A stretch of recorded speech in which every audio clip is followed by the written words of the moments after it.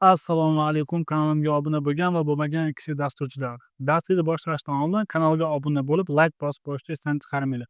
Chunki sizlarning har bitta bosgan laykinglar va bosilgan obunanglar meni o'zimni harakat qilishga majbur qiladi. Kelishdikmi? Layk bosdingiz, obuna bo'ldingiz. Assalomu alaykum barchaga. Bugun ko'pchilik kutgan mavzu bo'yicha, ya'ni ESLint darslarimizni boshlaymiz. Kelinglar, ESLint nima va u nima uchun kerakligini birin ko'rib chiqamiz. Hop, ESLint nima? Undan oldin esa birinchi qismida savol bilan linter, ya'ni linter o'zi nima degani? Bu degani koddagi xatolarni va noto'g'ri yozuvlarni aniqlaydi. Soddaroq qilib aytadigan bo'lsak, uslub, style qoidalarini tekshiradi, kod sifatini nazorat qiladi, misol no console, acquired sim, quitting o'xshagan narsa. Yana ham oddiyroq qilib aytaman, bu koddagi nazoratchi hisoblanadi.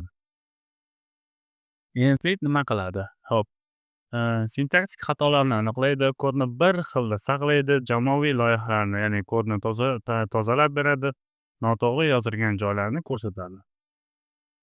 Endi bundan oldin real misoldan oldin yana bitta narsani tushuntiraman sizlarga. Bu qanaqa bo'ladi o'zi deydigan bo'lsanglar, misol uchun aytaman. Tasavvur qiling, jamoaviy kod yozyapsizlar va sizlarning jamoalarda bir inson sal boshqacharoq usulda kod yozadi, yana biri boshqacha usulda yozadi. Endi sizlarni umumiy bitta bog'lab turuvchi qism bo'lsa, bu ESLint bo'ladi. Ya'ni sizni o'rtog'ingiz bor, u kod yozadiki, u nuqta virgulni qo'ymaydi. Misol har qanday kodni olib qarasam, nuqta virgul qo'ymaydi. Shunchaki yozib ketaveradi JavaScriptdan, yana boshqasi umuman boshqacha yozadi. Yoki yana ba'zilar bor, ya'ni if deb shart tekshirayotgan paytda 2 barobar qo'yadigan bo'lsa, yana ba'zilar 3 barobar qo'yadi. Ya'ni koddagi har xillik bo'lyapti. ESLint bo'lsa sizga shu narsani to'g'rilashga va bir xilda, ya'ni kodni bir xilda nazorat asosida loyihani tugatishga javobgar bo'ladi. Endi kodda ko'radigan bo'lsak, ya'ni misol tariqasida aytyapti bu ham, if agar name, e'tibor bering, name barobar Ali bo'lsa va xavfga ketgan bo'lsa. Bu yerda ESLint xatolikda aytadi va aytadiki, ya'ni ogohlantiradi va to'g'rilashni tavsiya qiladi. Ya'ni mana misol uchun bitta barobar qo'yib ishlatilingan, bu esa 3 barobar qo'yishligini bizga ESLint aytib o'tadi. Yirik loyihalarda ESLintni qayerda foydalanadi ko'proq deyilganda, ya'ni yirik loyihalarda kod sifatini nazorati, jamoada kod uslublarining yagona bo'lishiga, ya'ni hamma har xil kod yozishdan qat'iy nazar, ESLint orqali hamma bitta rejimga tushishga nima qiladi? Majbur bo'ladi. O'rganish, ya'ni xatolarni o'rganishda yordam beradi va freelancer va intervyularda, ya'ni bonus sifatida bo'lishi mumkin. Ya'ni tasavvur qiling, suhbatga kirayotgan paytingizda yoki boshqa qilayotgan paytingizda sizni qaysi naqa bo'yicha ishlaganingizni ESLintda sizga boshqalaringiz bilan sizga ancha поддержка olib keladi. Hop, bugungi vazifamiz shunaqa bo'ladi. Index.js faylni yaratasiz va ichida noto'g'ri kod yozasiz. Misol uchun, masalan, if barobar 5 qilasiz. ESLint orqali tekshirib ko'ramiz.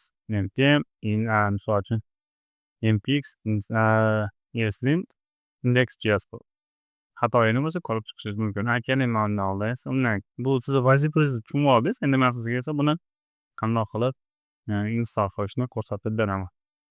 Birinchi navbatda kompyuterimizga fayl ochishimiz kerak bo'ladi. Albatta. Fayllar desa, ko'pincha dokumentatsiya, YouTube.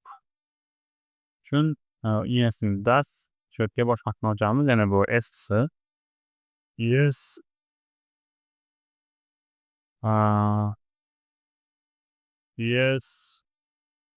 link delete aytadi, shuni o'zim yozadi va buni mana bu holatda qilib olamiz. Terminalga kirgan paytimizda endi ESLintni qanday install qilish boshqa safhada ham tushuntirib o'tish kerak. Mana bu yerda yoziladi. Yana birinchi navbatda link qilib olasan. ESLintda development qismiga qo'yasan va undan keyin esa npx ESLint qilasan deyadi. Keling, bizga birinchi npm init qo'yamizda va package.json ichidan keraksiz fayllarni tozalab tashlaymiz. Chunki hozircha bular bizga hech qanday bir manfaat olib kelmaydi. va buni ham o'chirib qo'yib turamiz. Endi esa bu yerda aytilganidek mana shu qatorda qilib olishimiz kerak. Paste inflat do next week. npm install develop next week yes link qilamiz. Jo'q. Va bu bizga tayyor holatda ishlatib beradi. Ya'ni bu nimaga developmentga dedi, faqat bu kod yozish jarayonida kerak bo'ladi-da. Boshqa holatda biz ishlatmaymiz buni. O'shaning hisobiga shu yerga qo'yapmiz. Va qo'yib oldik. Endi next.js va endi tasavvur qiling, hozir menda baribir aytadi, misol uchun const teng misol uchun salom dedimda nuqtalarga qo'ymadi misol uchun va console if agar mana shu holda if agar salomga teng bo'lsa konsolga salom deb chiqadi, teng bo'lmasa salom emas degan buyruq chiqadi deyapmiz. Endi bu bizga ESLintni tekshirishimiz kerak. Albatta bu bizga hozir sahlanib qilgandan keyin chiqarib beryapti. Sababi nimada? Chunki menda ESLintni ana bu, ya'ni ESLintni extensionni install qilib olganman. Lekin sizga buni orqasida nima bo'layotganini tushuntirib berishim kerak. O'shaning uchun bir chekkadan tushuntiraman. Patternni ham qo'shib o'tamiz hali shu holatda. Shuni hisobiga mana hozir kodlarimni o'zi avtomatik tarqalib ketyapti. Ko'rsangiz mana sifatga qo'ymadim va sahlanib qilganimdan keyin esa avtomatik o'zi qo'yilib qoladi. Bu narsa bor. Va bu haqida ham YouTube'da darsga qilib qo'yganman, siz ko'rib olsangiz bo'lardi. Dars degan emas, extension install qilish bo'yicha. Mana shu holatga yozasiz va endi buni tekshirib ko'rishingiz kerak bo'ladi. Ya'ni buni tekshirish uchun npx npx ESLint ESLint nima ekan?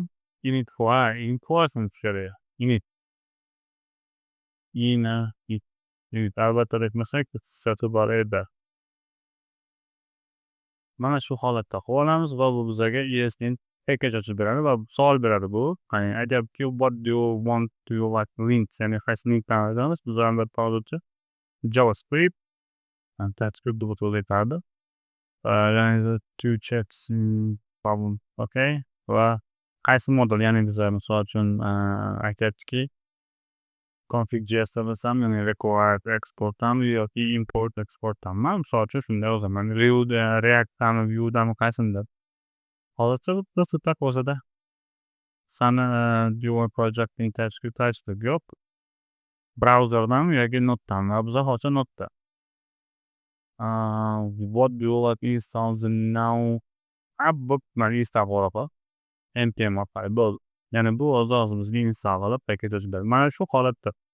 Endi buni tekshirish uchun esa bizda mana shu prezentatsiyamizda bu narsa bor. Mana ko'rsanglar mana shu hol npm ESLint listda indeks qilib tekshiryapsiz birovlar. Ya'ni clear npx ESLint function index.js. Bizga hech qanday xatolik yo'qligini aytyapti. Normalniy yozildi deyapti. Endi xuddi shunga o'xshash, keling mana bu yerda barobarda o'chiraman. Bu menda xatolik berishi aniq, unda yana o'rnatib ko'ramiz. Mana endi ko'rsak, mana ko'ryapsizlar, ya'ni is not known degan xatolikni bizga danlatib aytyapti. Ya'ni qayerda xato, nima xato boshqa hammasini aytyapti. Shuning uchun shu holatlarda ishlatishimiz aniqroq. Birinchi darsimiz tugadi. Sog' salomat bo'linglar, gaplashamiz.